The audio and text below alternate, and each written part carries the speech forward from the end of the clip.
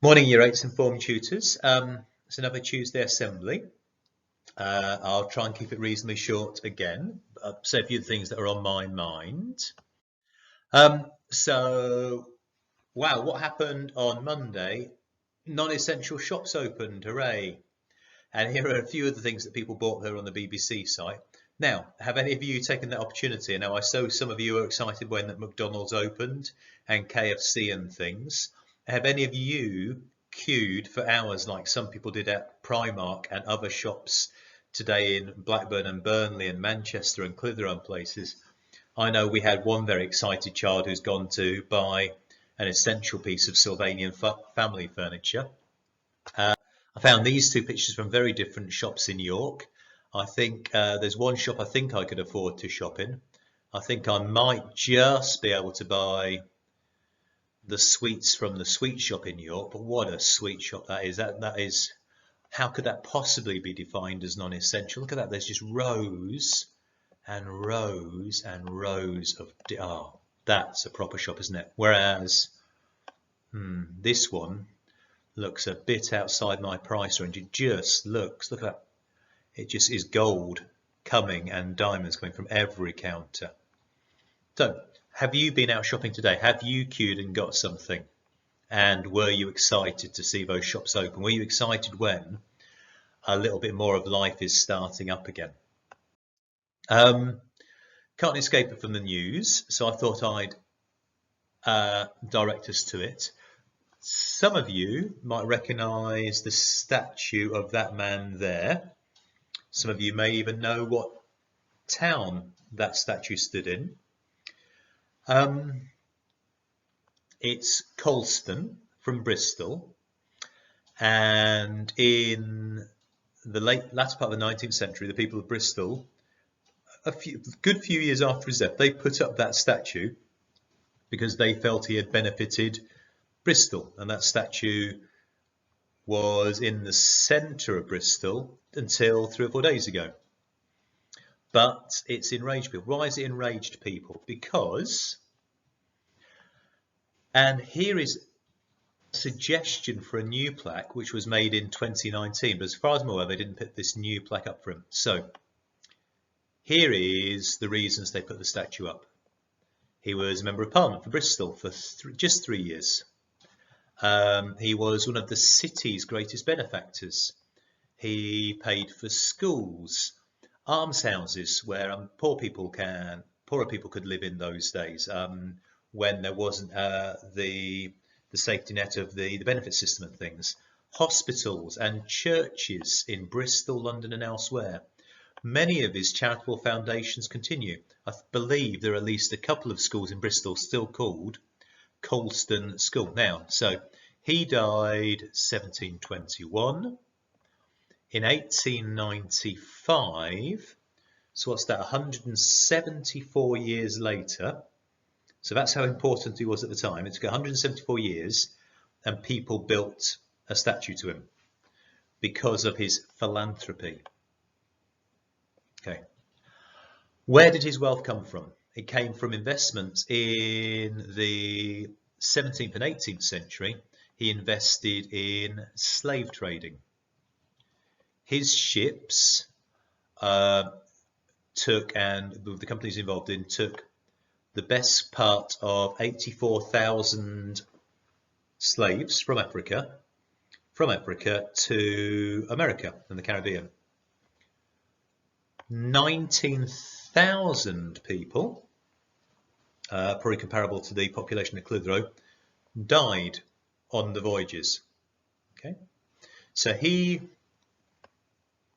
was very generous to Bristol, but that wealth came from taking people prisoner, forcing them onto ships on which a quarter of them died to be taken to America to work for him for nothing. And I think when you read it there, in just written down, why on earth in the modern age would we commemorate a person like that? Okay, and so in 2019 there was a proposal to add some context to the statue. Okay, to say, well, here is a statue from the late part of the 19th century, erected because of the good he did for the basically white population of Bristol at the time. But in this modern age, when we realise society isn't just white people in Bristol, here are all the things that he did quite blatantly wrong in his life. Anyway, you know how it ends. The statue's pulled down, put into the harbour. It's now taken out of the harbour. Are we going to put it into a museum and contextualise it? But people enraged. It follows on from the protests in America, doesn't it? People quite rightly wanting to be part of a society where everybody's treated the same. Which then led us to the weekend to this man's statue in London, Winston Churchill. A big aspect of his fame is he becoming Prime Minister during the Second World War and being the country's leader in the fight against Nazi Germany from 1940 through to 1945 in terms of when he was in power. Interestingly, first election after the Second World War, he was defeated. But anyway, he was the country's leader. So the papers enjoy whipping these things up. They say there's a threat to the statue. So what happens? We have a group of these very calm, upstanding gentlemen arrive from the country to protect the statue, to surround it and protect it from the people who wanted to defile the statue of a wartime leader. Now, why did he become a target for that? Well, I'll leave it for you. You can do some investigation. Why are a great number of people saying, well, he might have been the wartime leader, but there are aspects of his personality which are quite abhorrent. Okay, but of course, these people came down to have their drinks and to do their clapping and protect a statue. Let's make this clear. They're not protecting people. Protect a bronze statue, which by this point anyway had been enclosed in all this sheeting. Okay. Now, during these protests and counter-protests, the other reason they came down, they wanted to vent their anger at the people who were arriving for the Black Lives Matter protest, the people who they felt were responsible for taking the statue down of the slave trade in Bristol, and were now going to target other statues. And then we had this fascinating picture came from that. I don't know if you're aware of it. So look at this bottom left-hand picture. What do we see happening in this picture? Now, you may or may not know. What we see happening is this gentleman who's carrying the other one has intervened in a fight and is carrying the gentleman over his shoulder who had gone to remonstrate with, I believe, the Black Lives Matters protesters. So he'd come down, the gentleman being carried, to come down to protest with them, but he had been attacked. Now, the gentleman who's carrying him and his friends saw that, intervened, and said, well, if we hadn't intervened, this man would have been trampled. This man who'd come to shout, argue, point, demonstrate, to antagonize people, is now being carried out because he had been injured. And the gentleman who's carrying him, his other friends, some of which were personal trainers, some of which were other activists, had formed a cordon around him to protect him, to help him escape, to help him be carried from where he was injured. But really, aside from the issues about what people were protesting from originally, how people were treated by police, how did it become a conversation about statues and who we choose to elevate to plinths, who we choose to cast in bronze and immortalise? Now, how long has this been discussion going on? I would hope you'd recognise these statements from the lessons you do in RS. It's interesting that one of the 10 commandments was there should be no graven images or likenesses. Nothing should be elevated to be worshipped, to be immortalised, except For the Judeo-Christians, it was the idea that it had to be it was God who was raised above. And they're not the only religion who say, look, the idea of statues, the idea of elevating people, the idea of confusing what is godly and things just causes grief. Yeah, I'll put that there. So the discussion is not a new one by any means. Trafalgar Square. So this is Nelson's column.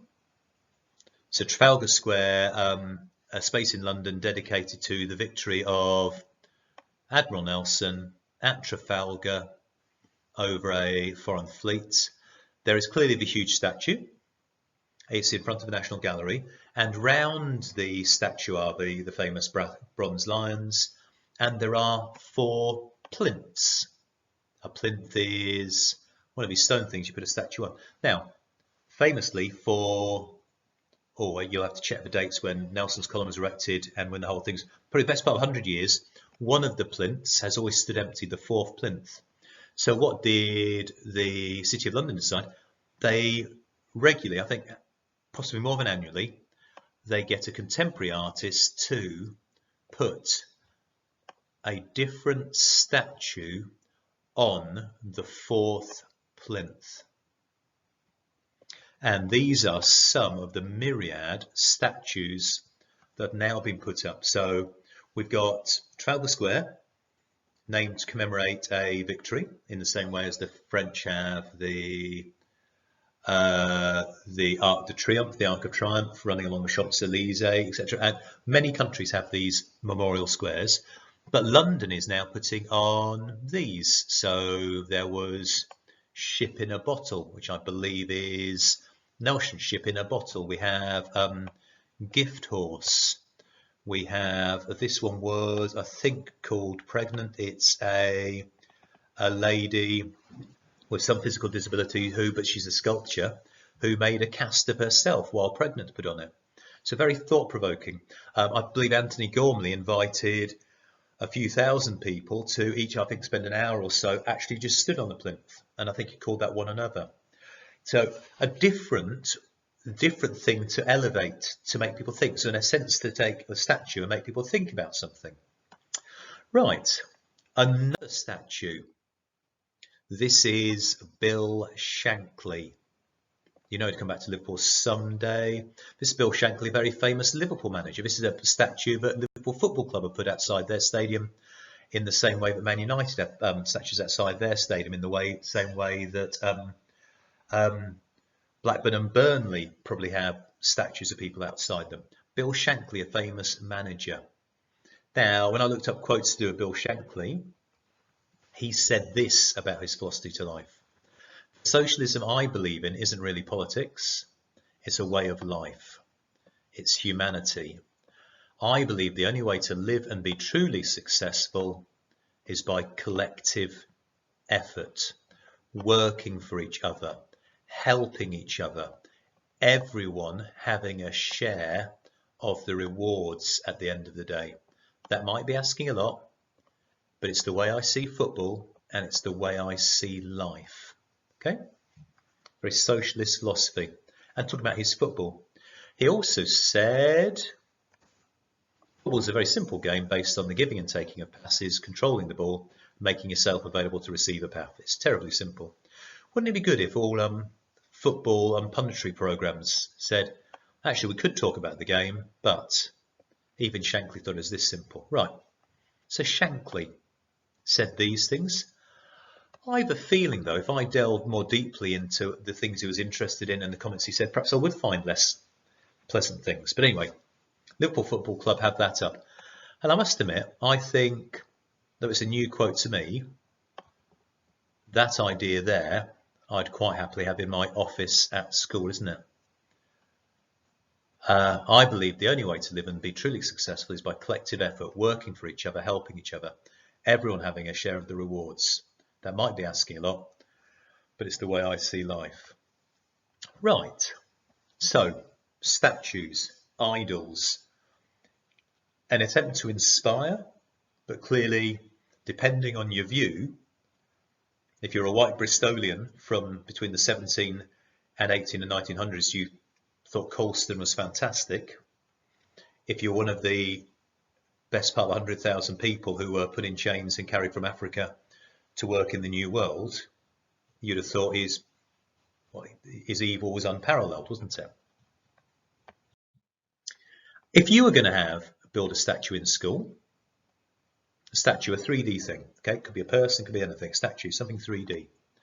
Who or what would it be of and why? Okay, who would you put? If I said, right, we've got the quad in the centre of school, we could put 3 or 4 plinths in there, what are we going to put on those plinths? Now, similarly, it's not just about things to see, walk around, be inspired by that way. If we were going to start, we've got loads of blank spaces through school, haven't we? Think of all the corridors we walk along. Think of all the stairways we go up or down. Great big spaces on the way up to the RS rooms, up towards the music rooms. If we were going to have inspirational quotes or pieces of writing around school, what would you pick? Who said it? Why does it move you? Okay. If we were going to come out of lockdown really thinking about the message we gave to people, have a think about those 2 questions. I've been having some fantastic responses when I've asked people about artwork and what their blank canvas was and what music they're listening to. Now, in terms of, so I'd love to see your emails about that. And I do I'm keeping a record of things. And you never know, you might come back and find we are starting to use these ideas around school. Or when you come back, we might say, right, you thought of this, where could we put that quote? Okay. Last week I had some jazz. You might listen to. I said Primal Scream. And what was the third one? Oh, it's the Chemical Brothers, wasn't it?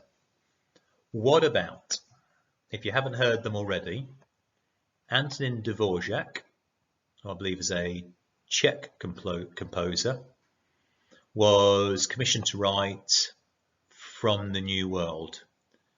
So something about the emerging United States of the time.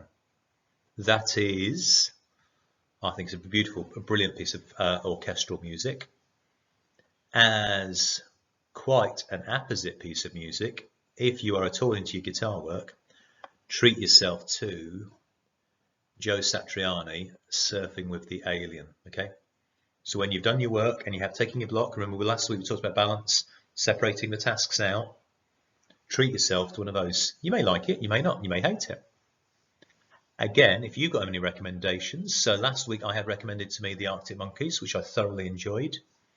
Let me know what you're listening to. Let me know what I should listen to and why. If we're going to have a statue, who or what of? If we're going to have some quotes around school, what are they going to say and why do they move you? Right then. And I'll see you next week. Ta-ta.